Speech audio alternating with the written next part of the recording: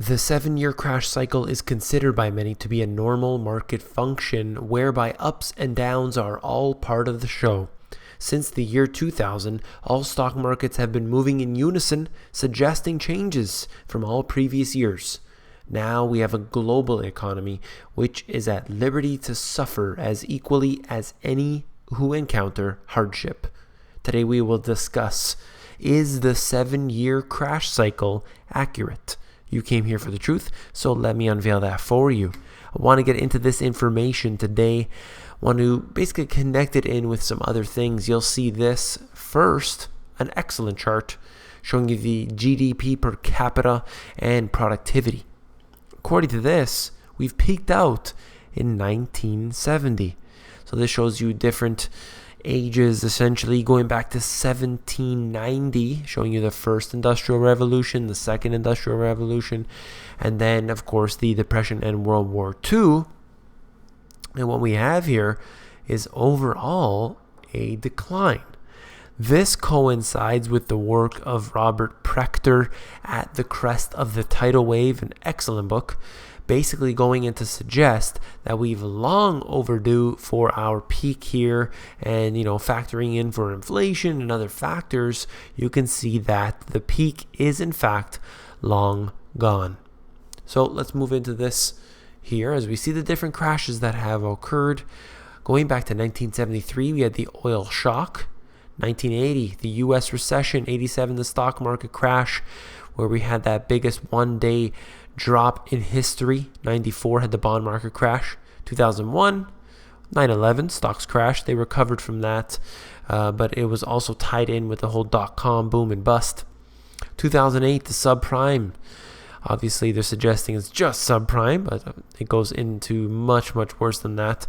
And then, of course, they're suggesting perhaps they're due for 2015 and the stock market about to crash. I don't know if that's going to happen.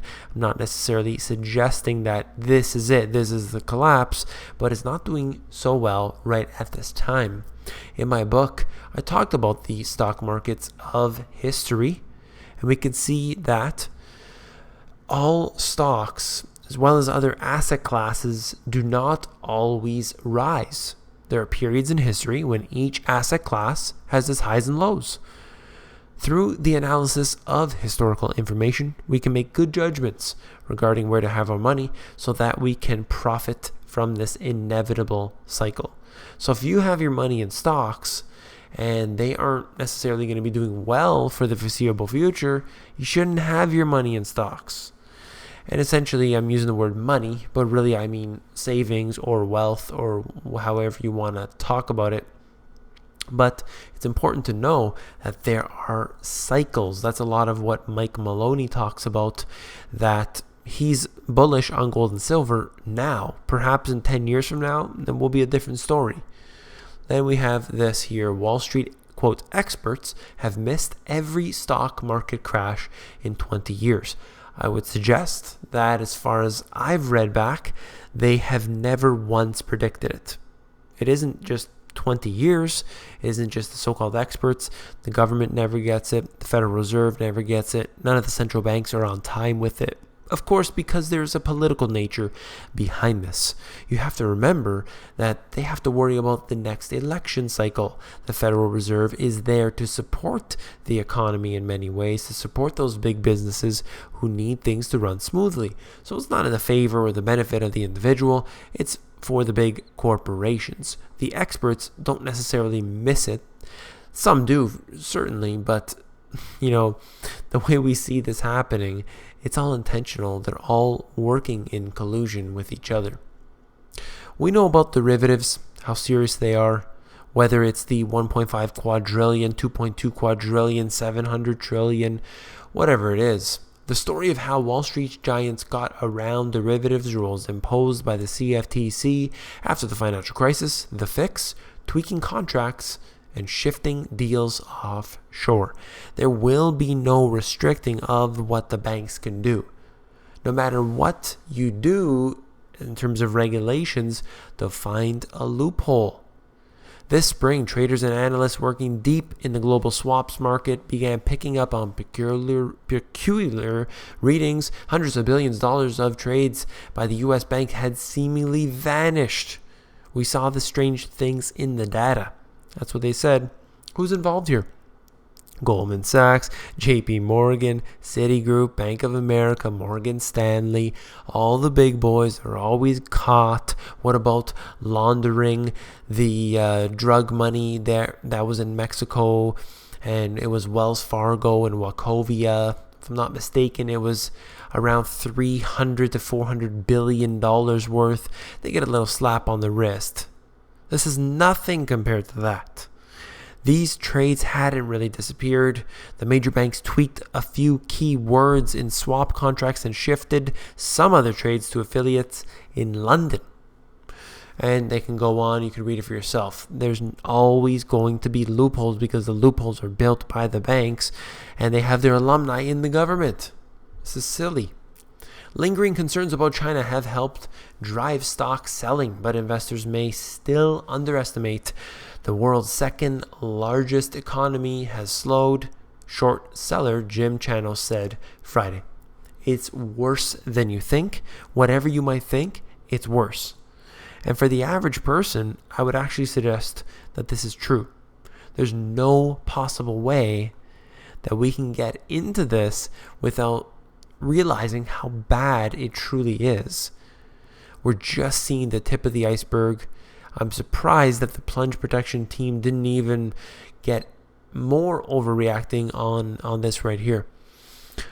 We've got a little complacent is what he says. You can read further down in it here, but suggesting that there's more work to be done.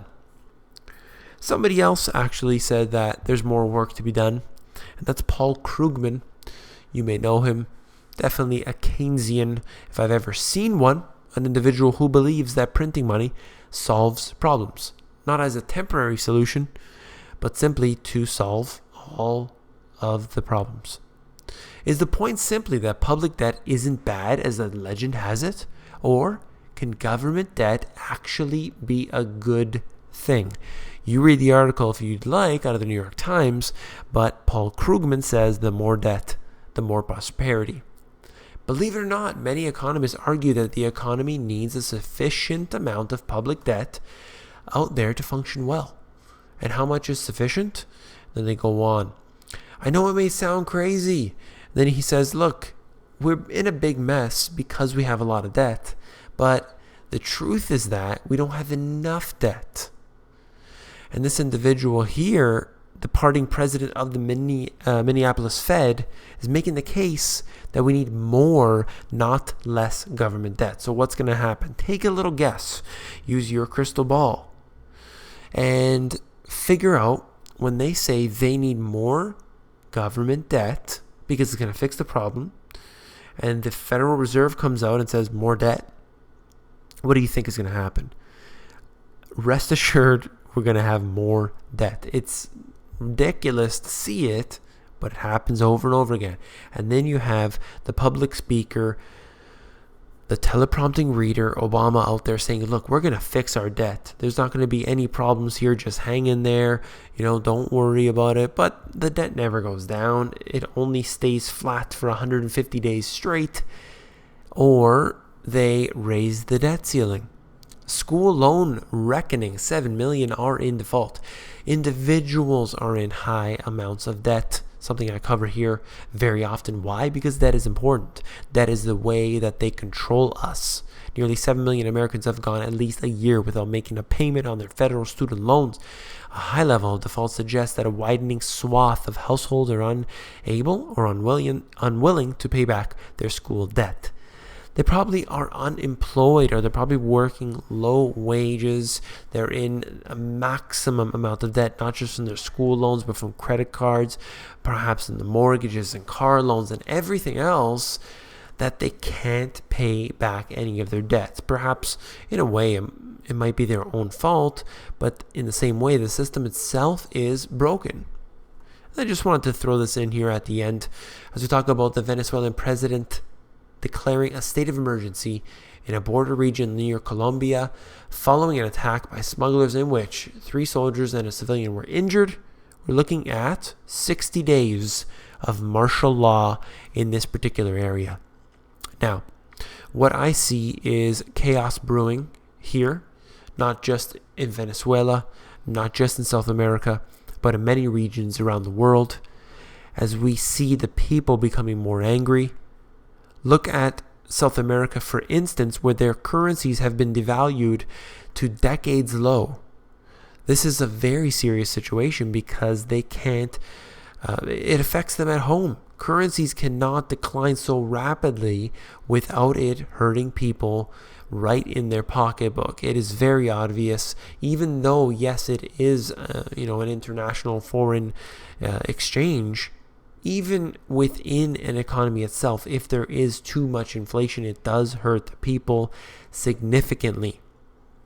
This is something that we need to pay close attention to, because not just martial law, but we do see very, very typical things like this occurring in every nation around the world. If you found this video informative, please give me a thumbs up. And don't forget, last but not least, if you found this video informative, I know you'll find my book, The Money GPS, even more informative. You can actually flip through the book. If you go over to Amazon, they have this look inside feature, which allows you to flip through the book for yourself and see if you like it. Just wanted to note, for those who stayed until the very end, that I do have my next book coming out. As soon as I finish recording this video, I'm going to continue on with the editing. I am about halfway done the editing on the book, and a lot of people seem to have interest already in it. Thank you very much. I'll let you know as I progress through it. Take care.